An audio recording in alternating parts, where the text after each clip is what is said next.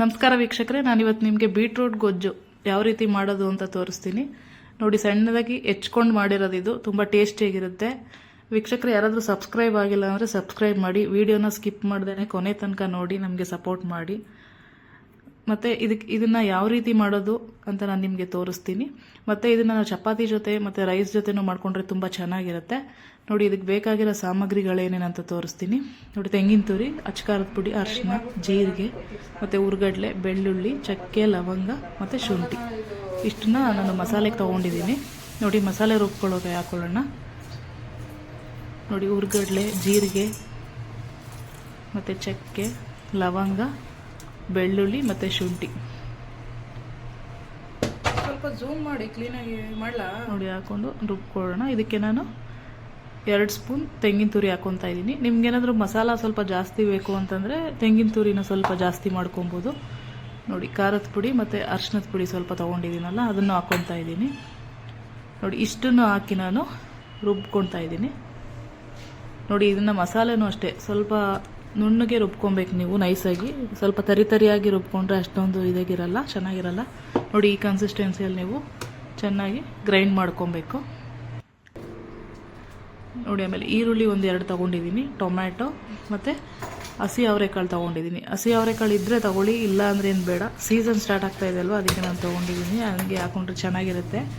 ನೋಡಿ, ಒಂದು ಕುಕ್ಕರ್ ಬಿಸಿ ಆದಮೇಲೆ ನಾನು ಒಂದು ಸ್ಪೂನಷ್ಟು ಎಣ್ಣೆ ಹಾಕ್ಕೊತಾ ಇದ್ದೀನಿ. ಎಣ್ಣೆ ಅಂದರೆ ಸ್ವಲ್ಪ ಹಾಕ್ಕೊಂಡ್ರೆ ಸಾಕು, ಜಾಸ್ತಿ ನಾವೇನು ಯೂಸ್ ಮಾಡಲ್ಲ. ಸೊ ಅದು ಬೇಯೋದಕ್ಕೆ ಈರುಳ್ಳಿ ಎಲ್ಲ ಎಷ್ಟು ಬೇಕೋ ಅಷ್ಟನ್ನು ಹಾಕ್ಕೊತಾ ಇದ್ದೀನಿ. ನೋಡಿ, ಎಣ್ಣೆ ಚೆನ್ನಾಗಿ ಬಿಸಿ ಆದಮೇಲೆ ಸಣ್ಣದಾಗಿ ಹೆಚ್ಚಿಟ್ಕೊಂಡಿದ್ನಲ್ಲ ಈರುಳ್ಳಿ, ಅದನ್ನು ಹಾಕ್ಕೊತಾ ಇದ್ದೀನಿ. ನೋಡಿ, ಅದನ್ನು ಒಂದು ಮೀಡಿಯಮ್ ಫ್ಲೇಮಲ್ಲಿ ಇಟ್ಕೊಂಡು ಸ್ವಲ್ಪ ಕಲರ್ ಚೇಂಜ್ ಆಗುತ್ತೆ ಅಂತ ಫ್ರೈ ಮಾಡ್ಕೊಳ್ಳೋಣ.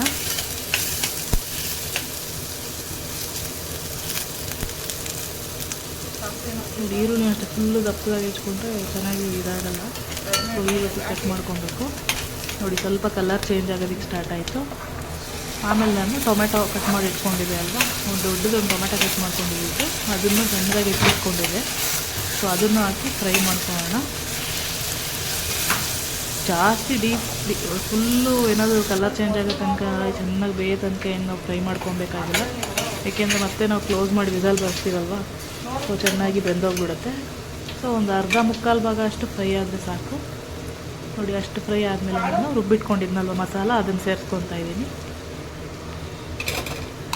ಮಸಾಲೆನೂ ಅಷ್ಟೇ, ನಾನು ಅವಾಗ ಯಾವುದನ್ನು ಎಣ್ಣೆಯಲ್ಲಿ ಫ್ರೈ ಮಾಡ್ಕೊಂಡಿರಲಿಲ್ಲ ಅಲ್ವಾ, ಶುಂಠಿ ಬೆಳ್ಳುಳ್ಳಿ ಏನನ್ನು. ಸೊ ಹಂಗಾಗಿ ಇವಾಗ ಸ್ವಲ್ಪ ಅದನ್ನು ಹಸಿ ವಾಸನೆ ಹೋಗೋ ತನಕ ಚೆನ್ನಾಗಿ ನಾನು ಎಣ್ಣೆಯಲ್ಲಿ ಒಂದು ಮೀಡಿಯಮ್ ಫ್ಲೇಮಲ್ಲಿ ಇಟ್ಕೊಂಡು ಅದನ್ನು ಚೆನ್ನಾಗಿ ಫ್ರೈ ಮಾಡ್ಕೊಬೇಕು.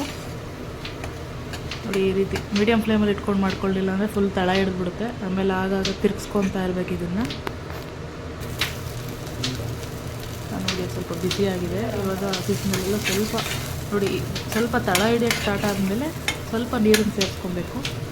ಏಕೆಂದರೆ ಫುಲ್ ಅದರಲ್ಲಿರೋ ನೀರೆಲ್ಲ ಡ್ರೈ ಆಗಿಬಿಟ್ಟಿದೆ ಅಲ್ವಾ, ಅದಕ್ಕೆ. ಸೊ ನೋಡಿ, ಅದೇ ಜಾರಲ್ಲಿ ನಾನು ಸ್ವಲ್ಪ ನೀರು ಹಾಕ್ಕೊತಾ ಇದ್ದೀನಿ. ನೀರು ಅಷ್ಟೇ ನೀವು ನೋಡ್ಕೊಂಡು ಹಾಕ್ಕೊಳ್ಳಿ, ಏಕೆಂದರೆ ಮತ್ತೆ ನೀವು ಬೀಟ್ರೋಟ್ ಹಾಕಿದ್ಮೇಲೆ ಅದು ಸ್ವಲ್ಪ ನೀರು ಬಿಡುತ್ತೆ. ಸೊ ಜಾಸ್ತಿ ಆಗಿಬಿಡುತ್ತೆ ನಿಮಗೆ. ಸೊ ಹಂಗಾಗಿ ನೀರನ್ನ ಎಷ್ಟು ಬೇಕಷ್ಟು ಮಾತ್ರನೇ ಸೇರಿಸ್ಕೊಬೇಕು. ಸೊ ತುಂಬ ಜಾಸ್ತಿನೂ ಹಾಕ್ಕೊಬೇಡಿ, ಫುಲ್ಲು ನೀರು ಥರ ಆಗಿಬಿಟ್ರೆ ಅದು ಟೇಸ್ಟೇ ಚೆನ್ನಾಗಿರಲ್ಲ. ನೋಡಿ, ಅದು ಸ್ವಲ್ಪ ಕುದಿಯೋಕ್ಕೆ ಸ್ಟಾರ್ಟ್ ಆಗಿದೆ. ಇವಾಗ ಚೆನ್ನಾಗಿ ಮಿಕ್ಸ್ ಮಾಡ್ಕೊತಾ ಇರಬೇಕು ನೀವು. ನೋಡಿ, ರುಚಿಗೆ ತಕ್ಕಷ್ಟು ಉಪ್ಪನ್ನ ಸೇರಿಸ್ಕೊತಾ ಇದ್ದೀನಿ. ಉಪ್ಪು ಹಾಕಿ ಚೆನ್ನಾಗಿ ಮಿಕ್ಸ್ ಮಾಡ್ಕೊಳ್ಳಿ. ಉಪ್ಪು ಅಷ್ಟೇ ಇವಾಗೆ ನೋಡ್ಕೊಂಡು ನೀವು ಎಷ್ಟು ಬೇಕಷ್ಟು ಹಾಕೊಂಡ್ಬಿಡ್ಬೇಕು. ಮತ್ತು ಬೀಟ್ರೋಟ್ ಎಲ್ಲ ಹಾಕಿದ್ಮೇಲೆ ಮತ್ತೆ ಉಪ್ಪು ಹಾಕೋಕೆ ಹೋದರೆ ಮತ್ತೆ ಅದು ಚೆನ್ನಾಗಿ ಹಿಡಿಯಲ್ಲ ಉಪ್ಪೆಲ್ಲ ಎಲ್ಲದಕ್ಕೂ. ನೋಡಿ, ಒಂದು ಮಸಾಲನೂ ಒಂದು ಅರ್ಧ ಬೇಯಿಸ್ಕೊಂಬಿಡೋಣ, ಚೆನ್ನಾಗಿ ಹಸಿ ಇದೆ ಅಲ್ವಾ ಫುಲ್ಲು, ಅದಕ್ಕೆ. ನೋಡಿ, ಈ ರೀತಿ ನಾನು ಹಸಿ ಅವರೆಕಾಳು ಇಟ್ಕೊಂಡಿದೆ ಅಲ್ವಾ, ಅದನ್ನು ಹಾಕ್ಕೊತಾ ಇದ್ದೀನಿ. ಮತ್ತು ನೋಡಿ, ಬೀಟ್ರೋಟು ಅಷ್ಟೇ ಇಷ್ಟು ಸಣ್ಣದಾಗೆ ಹೆಚ್ಕೊಬೇಕು ನೀವು. ಫುಲ್ ದಪ್ಪದಾಗಿ ಹೆಚ್ಕೊಂಡ್ರೂ ಚೆನ್ನಾಗಾಗಲ್ಲ. ಬೀಟ್ರೋಟ್ ಎಲ್ಲ ಹಾಕ್ಕೊತಾ ಇದ್ದೀನಿ.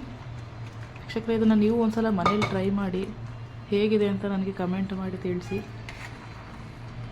ನೋಡಿ, ಈ ರೀತಿ ಚೆನ್ನಾಗಿ ಮಿಕ್ಸ್ ಮಾಡ್ಕೊಬೇಕು.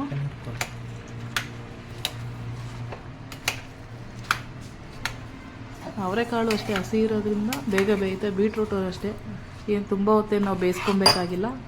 ಒಂದು ಮೀಡಿಯಮ್ ಫ್ಲೇಮಲ್ಲಿ ಇಟ್ಕೊಂಡು ಒಂದು ವಿಸಲ್ ಬರ್ಸ್ಕೊಂಡ್ರೆ ಸಾಕು. ಅದನ್ನು ಸೊ ಹಂಗಾಗಿ ಒಂದು ಕಾಲು ಭಾಗ ಇದು ಚೆನ್ನಾಗಿ ಮಿಕ್ಸ್ ಆಗಿ ಸ್ವಲ್ಪ ಮೇಲೆ ನೀರು ಬರೋ ತನಕನೂ ನೋಡಿ. ನೀರು ಅಷ್ಟೇ ಸ್ವಲ್ಪ ಅವಾಗೆ ಮಸಾಲೆ ಐತಲ್ಲ ಅದಕ್ಕೆ ಸ್ವಲ್ಪ ಸೇರಿಸ್ಕೊಂಡೆ. ನೀರನ್ನು ಒಂದೇ ಸಲನೂ ನೀವು ಜಾಸ್ತಿ ಹಾಕೊಳ್ಳೋಕೆ ಹೋಗ್ಬೇಡಿ, ಗೊತ್ತಾಗಲ್ಲ ನಿಮಗೆ. ಸೊ ಹಂಗಾಗಿ ಸ್ವಲ್ಪ ಆಮೇಲೆ ನೋಡ್ಕೊಂಡು ಹಾಕ್ಕೊಬೇಕು ನೋಡಿ. ಇವಾಗ ಹಾಕ್ಕೊಂಡು ಚೆನ್ನಾಗಿ ಮಿಕ್ಸ್ ಮಾಡ್ಕೊತಾ ಇದ್ದೀನಿ. ಯಾಕಂದರೆ ಬೀಟ್ರೋಟು ನೀರು ಬಿಡುತ್ತೆ ಅಲ್ವಾ, ಸೊ ಹಂಗಾಗಿ ಫುಲ್ ತೆಳುಗಾಗ್ಬಿಡುತ್ತೆ ನೋಡಿ. ಹಾಕ್ಕೊಟ್ಟಿದ್ದೀನಿ ನೋಡಿ. ಅದು ಸ್ವಲ್ಪ ಕಡಿಮೆ ಆಗೋಕ್ಕೆ ಸ್ಟಾರ್ಟ್ ಆಗಿದೆ ಇವಾಗ ಬೇಯ್ತಾ ನೋಡಿ. ಅದು ಸ್ವಲ್ಪ ಕುದಿ ಬರ್ತಾ ಇದೆ ನೋಡಿ. ಅದು ಒಂದು ಕುದಿ ಬಂದಮೇಲೆ ಅದನ್ನು ನಾವು ಕ್ಲೋಸ್ ಮಾಡಿ ಬೇಯಿಸ್ಕೊಬೇಕು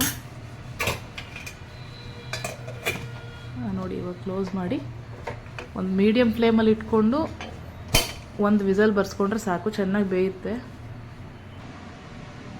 ನೋಡಿ. ಒಂದು ವಿಸಲ್ ಬಂದಾಗಿದೆ ಇವಾಗ ನೋಡ್ರಿ ಹೆಂಗಿದೆ ನೋಡಿ. ಕಾಳೆಲ್ಲ ಚೆನ್ನಾಗಿ ಬೆಂದಿದೆ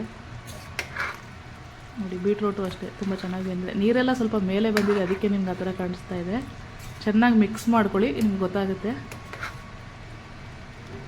ನೋಡಿ. ಈ ಕನ್ಸಿಸ್ಟೆನ್ಸಿಯಲ್ಲಿ ಮಾಡಿಕೊಂಡ್ರೆ ಚೆನ್ನಾಗಿರುತ್ತೆ ಚಪಾತಿಗೆ ನೋಡಿ. ಕರೆಕ್ಟಾಗಿ ಆಗಿದೆ ಇವಾಗ. ಇದನ್ನು ನಾನು ಚಪಾತಿ ಜೊತೆ ಸರ್ವ್ ಮಾಡ್ಕೊಂಡಿದ್ದೀನಿ. ವೀಕ್ಷಕರೇ, ನಿಮಗೆ ಈ ವಿಡಿಯೋ ಇಷ್ಟ ಆದಲ್ಲಿ ಪ್ಲೀಸ್ ಲೈಕ್ ಮಾಡಿ, ಶೇರ್